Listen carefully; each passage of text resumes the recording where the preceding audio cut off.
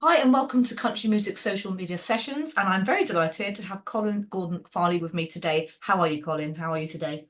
I am very well indeed, thank you, on a lovely sunny day, Fantastic. It looks like summer's finally arrived and you've got your colourful guitar shirt on, which is nice to see. Very summery and very musical. especially for you. Thank you very much. Thank you. So, you've been with us a while now at Country Music Social Media. How are you finding it? Are you finding everything okay? I find it brilliant, actually. It's been great. Um, Before I started with country music social media, um, I had a fairly low profile in the UK as a country singer, because most of my work has been done in America, Yes. and something like 70% of my demographic is in America as far as support goes. So it was great to link up Yes. with you, and that's improved my demographic in the UK tremendously. That's brilliant because I know you work with Mike Dill, who's out there, don't you? And you also work with Silky, don't you? As on your I do. I work with quite a few people over there. I used to work a lot with the late Jimmy Payne. Um, Jimmy was such a star. He's the guy that wrote "Woman, Woman," which was a mega hit for Gary Puckett and the Union Gap back in the day. Um, and Jimmy died last year, but we wrote a lot of stuff together. But I've written with a lot of people over there, yeah. yes, But my main musical partner now is Mike Dill. Mike Dill. Do you get to go out there, don't you? Do you get to actually meet up with him and I usually go over once a year. Yeah, I was year before last. I stayed with Mike and his wife, and we worked on a whole lot of stuff, which is what went on the new album, in fact. yeah, so tell me about the new album. Tell your fans about the new album. Tell us a bit about it, how it came about, and because I know you posted No Regrets this morning. I noticed that you put that on your socials this morning. So, what's the album Yeah, called? Where can they find it, and all that? yeah. I think it's just important to, especially when you get to my time of life, to be able to look back and say, I don't really have any regrets. So that's the concept of that song. Um, the new album, excuse me, the new album, Dreaming in Nashville. Um, was worked on over the last couple of years, really. There's 4 or 5 of the songs on there that I worked on with Mike, and pleased to say that one of the songs we have on there, "Dreaming in Nashville," the title song, is actually up for a Josie Award as well. I'm nominated for Traditional Country Song of the Year, Well which done. is which is great. Uh, Always good to get Josies. It's good. Um, but yeah, it was just every album I've done, I try to be different in a way. So this album celebrated to a large degree the work that I've been doing with Mike. The previous album to that, Dreams of a Dreamer, um, was every single one of the songs was one which I'd written completely. And so on. Back in 2019, I did an album called Friends and Heroes, and that was songs sung by some of my country heroes that I grew up with, and some of them duetted with friends in Nashville as well. uh, So I always try and do something different. but no, it's the best way. It's nice to experiment as well, isn't it? And how did you Oh, come with Mike then? Where did you find him? sorry. Where did you find Mike? How did you two kind of hook up in the world of Uh, songwriting? I don't really know. I think it was through Cindy Hall. Mike and Angie were good friends of Cindy's, and I think Cindy pointed me towards Mike in the beginning, because he was so good at doing videos, Yeah.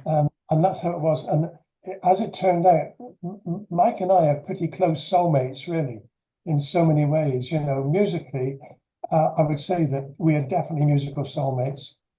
Uh, um, and I went, as I went over in 22 to stay with Mike and Angie for 10 days.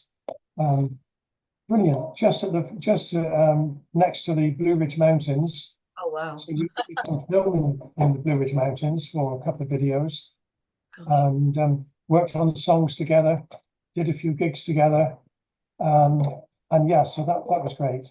So you've gigged in the US obviously, and you've also gigged in the UK. Do you find there's a massive difference between performing in each country? Do you find that you get a lot of response in America, or do you get just as much here, or is it just completely different? No, it's totally different.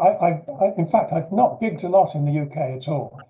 Um, Most of my work has been done in America.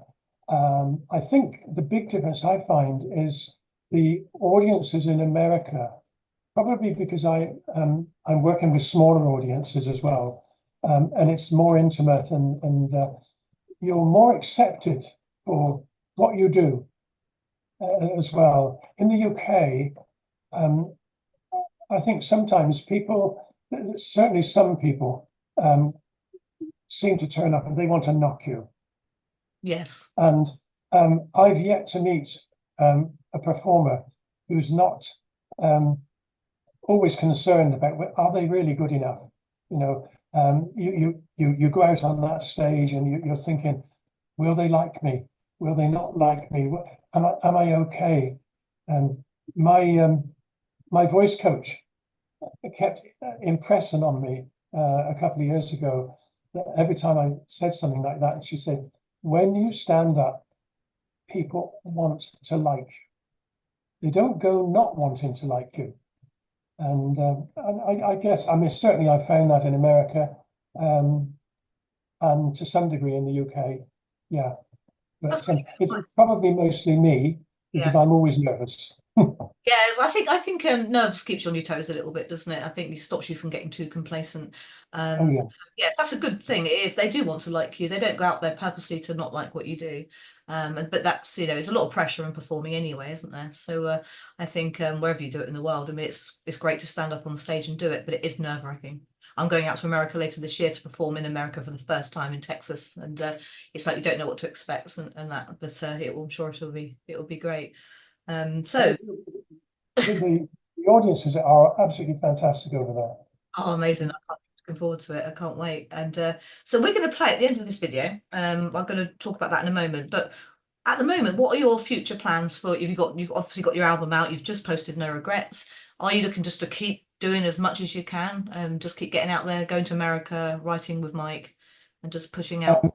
Um, I'm going to be working on a lot of stuff with Mike. We've got a Christmas song in the offing, Fantastic. but we're writing stuff all the time. But Mike is hugely busy. He's a very popular singer over there.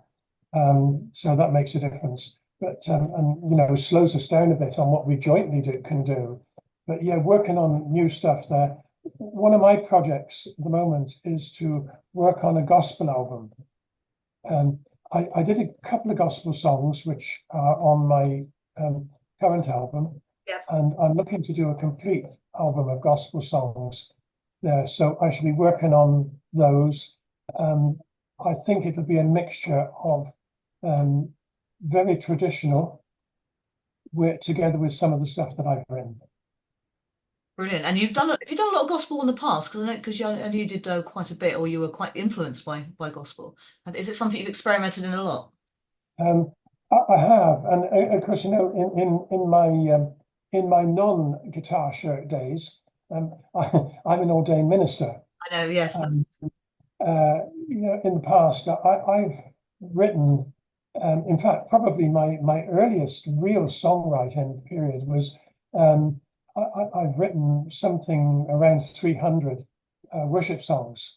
Wow. That's quite a That, lot. that all came before I wrote any secular songs. Yeah. The first secular song I wrote was back in 2006 in the December, and I sat down one evening and thinking away, and I suddenly jumped up from my chair, and my wife said, "What's the matter?" And I said, "I got a song." And it was the very first secular song that I was able to write, and it was turned out to be a classical crossover song called "When I'm With You." Um, Lovely song. It's when I'm with you, the world's a different place. When I'm with you, there's nothing but your face before my eyes. When I'm with you, and Oh, it's a beautiful love song. It's done very well. It was recorded back in 2008, I think it was, the first time. It's been recorded 2 or 3 times now. Just a lovely song. I wrote it for and to my wife. Oh, that's amazing. It's an old romantic you are, aren't you? Such a I romantic. am. There's nothing wrong with that. Less of the old. I mean, old as in like old school romantic. My wife would agree with you with the old as well, but there we go. I'm sure you're not a day over 25, Colin. But thank you very much for joining us today. It's been lovely. I've been wanting to speak to you for a while, and we're going to play "Lonely as a Memory" at the end of this interview. Tell us a bit more about that. Well, you know, in my last album, I wrote a song about whiskey, and suddenly this other song came up about whiskey, and "Lonely as a Memory" is "Lonely" is the name of the label on the whiskey bottle. Oh, okay. And people so often, when they've had a big breakup, they turn to the whiskey bottle to drink and forget. Yes. And that's what Lonely as a Memory is all about. Gradually, the more you drink, the more the other person fades away. And that's what it's about. That's great. I like that. It's a great song. We will be playing it at the end of this video. So thank you so much for joining us today, Colin. Colin Gordon Farleigh, please check him out on all his socials. He's on Spotify. He's on social media, so do check him out. We love Colin. He's great. And we will get this video out to you very, very soon. Thank you very much for joining us, and have a great day.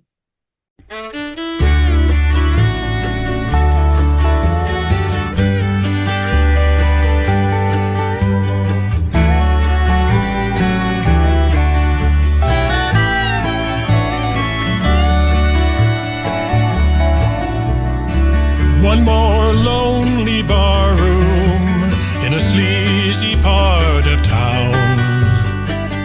Just another bottle with the whiskey going down.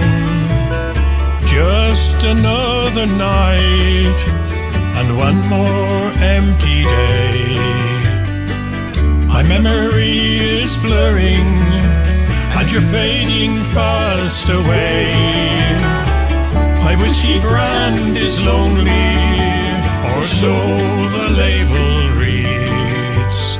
For lonely is a memory that satisfies my needs. My whiskey brand is lonely, or so the label reads. For lonely is a memory that satisfies my needs.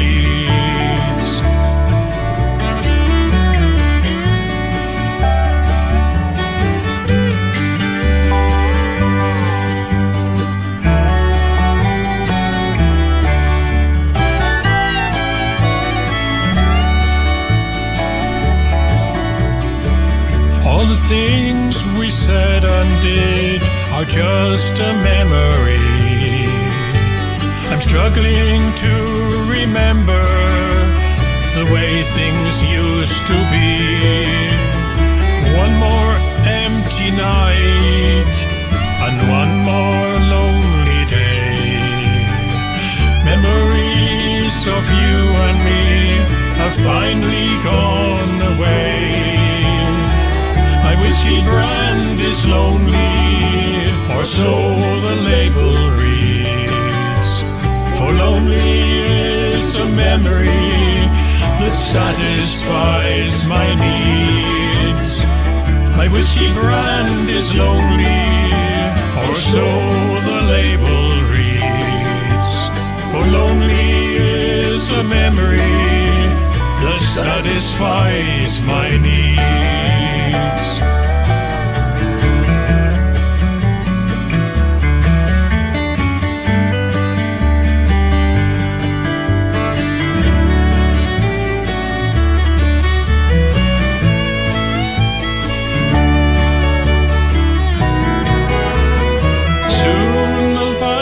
Picture of the way it used to be.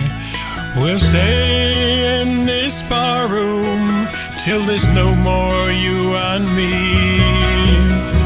One more empty bottle, one more lonely day, till the memory of you has finally gone away.